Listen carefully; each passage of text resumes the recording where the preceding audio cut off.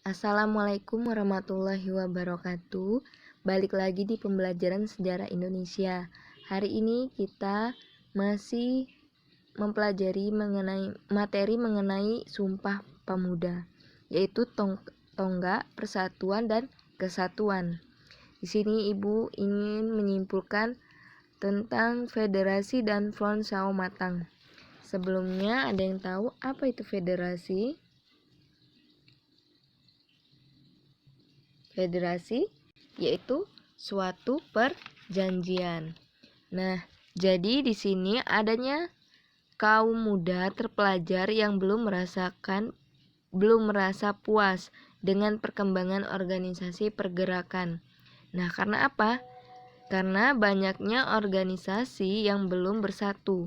Mereka masih mementingkan organisasi masing-masing. Nah, adanya PI ini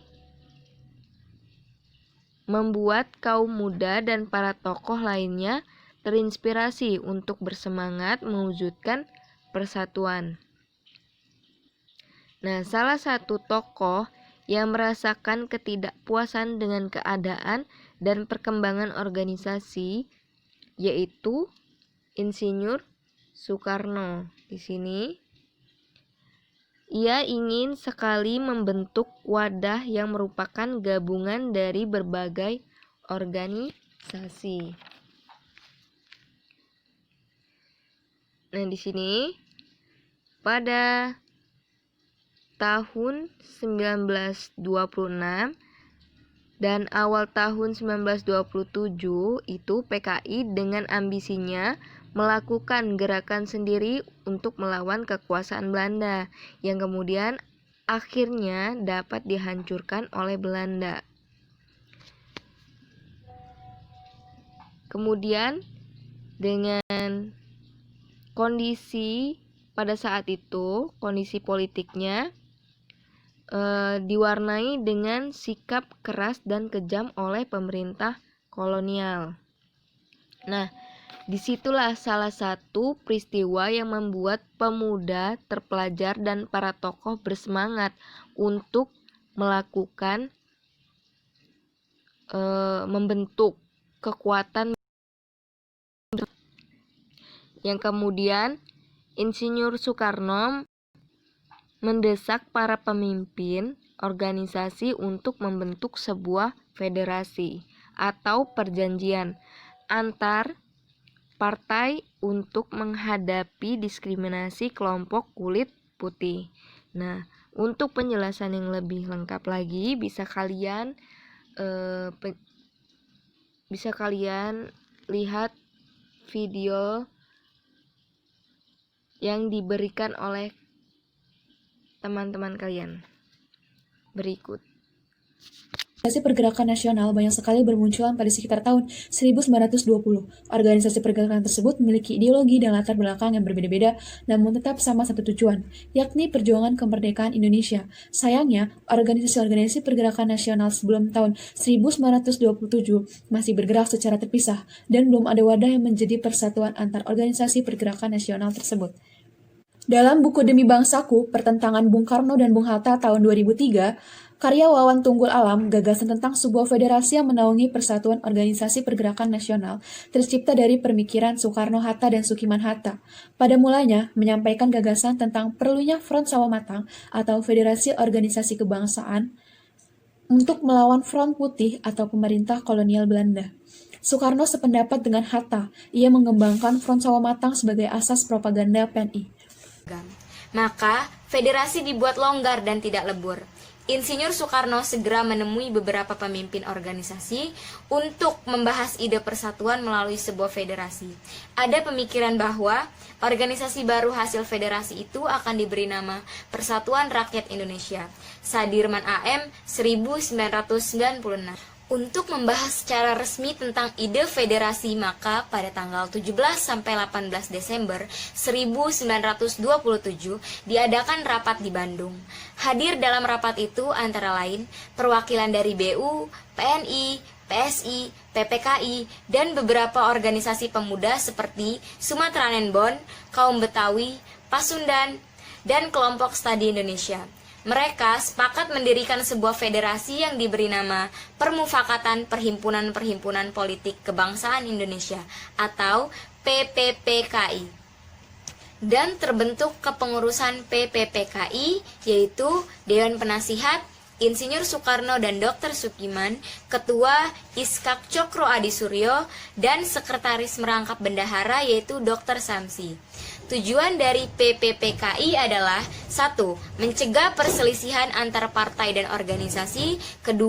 Menyatukan arah dan cara bereaksi dalam perjuangan ke kemerdekaan Indonesia. Dan yang ketiga, mengembangkan persatuan kebangsaan Indonesia dengan berbagai lambangnya, seperti Sang Merah Putih, lagu Indonesia Raya, dan bahasa Indonesia. Materi nomor 2 adalah cita-cita persatuan. Munculnya elit baru di kalangan kaum muda terpelajar telah melahirkan pemahaman baru, yakni tentang kebangsaan.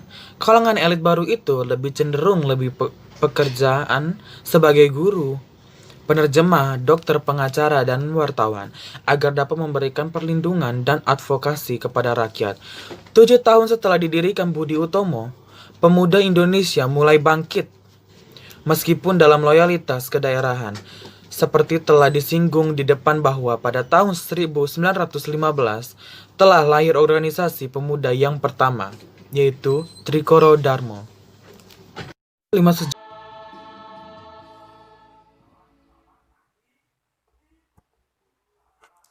Kedua, cita-cita persatuan.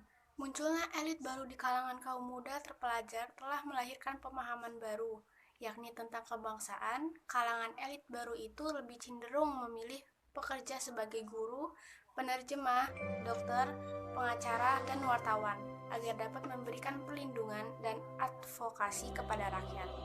Organisasi Trikoro Darmo dirasakan para anggotanya cenderung Jawa sentris, terutama Jawa Tengah dan Jawa Timur.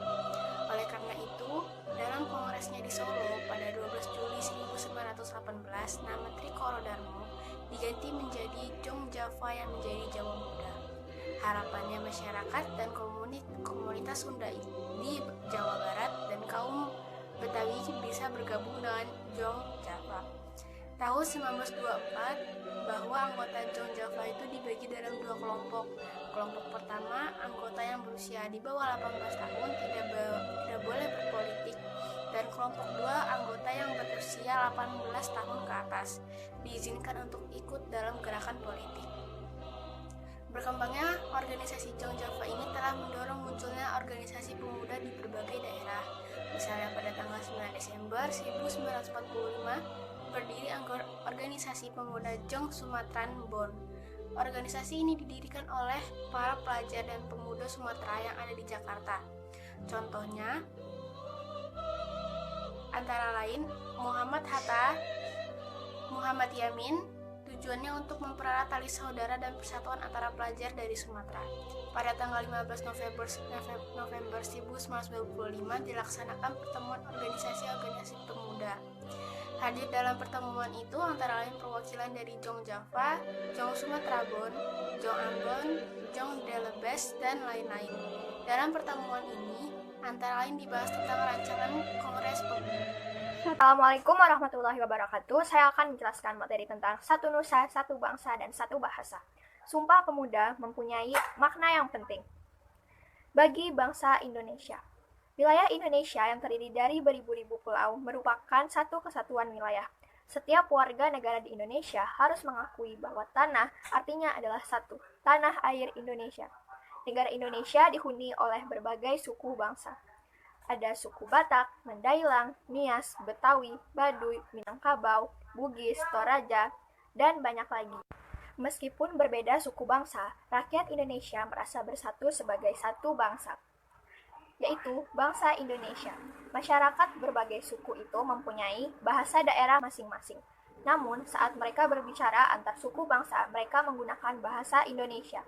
Dengan bahasa Indonesia, seluruh warga negara Indonesia dapat berkomunikasi dan berinteraksi. Satu nusa berasal dari bahasa Sanskerta yang bermakna pulau. Satu nusa mengandung makna bahwa meski kita berdiri atas ribuan pulau, tetapi kita tetap satu, yakni tanah air Indonesia. satu bangsa, mengandung makna bahwa meskipun etnis dan suku berbeda-beda, tetapi kita adalah satu, yakni bangsa Indonesia. Menghargai perbedaan. Bangsa Indonesia terdiri dari berbagai macam-macam suku bangsa. Ada suku Batak, suku Jawa, suku Madura, dan lain sebagainya. Dengan adanya keragaman suku bangsa menyebabkan perbedaan bahasa daerah, adat istiadat, dan keragaman budaya tiap-tiap daerah. Contohnya dalam keluarga Andi. Ayah Andi berasal dari Makassar, ibunya dari Jawa. Mereka tetap menghargai, menyayangi, menghormati, dan saling berkomunikasi dengan menggunakan bahasa persatuan, yaitu bahasa Indonesia. Ada bermacam-macam bahasa daerah yang bentuk dan cara pengucapannya sama, namun mempunyai arti yang berbeda. Hal tersebut seringkali dapat menimbulkan kesalahpahaman dan terjadi kekacauan. Kita juga harus menghargai bahasa daerah lain karena merupakan kekayaan bangsa Indonesia agar tercipta persatuan dan kesatuan bangsa. 4. Nilai-nilai penting Sumpah Pemuda. 1. Cinta bangsa dan tanah air. Cinta bangsa dan tanah air dapat kita wujudkan dengan berbuat baik terhadap kemajuan bangsa dan tanah air. 2. Persatuan. Dengan adanya Sumpah Pemuda, kita jadi sadar akan pentingnya persatuan. 3. Sikap rela berkorban. Rela berkorban dalam hal ini adalah diartikan sebagai suatu perbuatan yang tak mengharap imbalan. Apa yang sudah dilakukannya merupakan sikap penuh rasa ikhlas. 4. Mengutamakan kepentingan bangsa. Mengutamakan kepentingan bangsa di atas kepentingan pribadi. 5. Dapat menerima dan menghargai perbedaan. Dengan Sumpah Pemuda kita dapat belajar menerima dan menghargai perbuatan yang ada di antara kita. Semangat persatuan. 6. Semangat persatuan. Kekeluargaan merupakan sikap dan perbuatan yang mengutamakan kebersamaan dalam bergaul. Semua masyarakat Indonesia adalah satu keluarga besar. Jika salah satu anggota kita menderita, maka keluarga yang lain harus menolong. 7. Meningkatkan semangat gotong royong dan kerjasama. Gotong royong merupakan ciri khas bangsa Indonesia.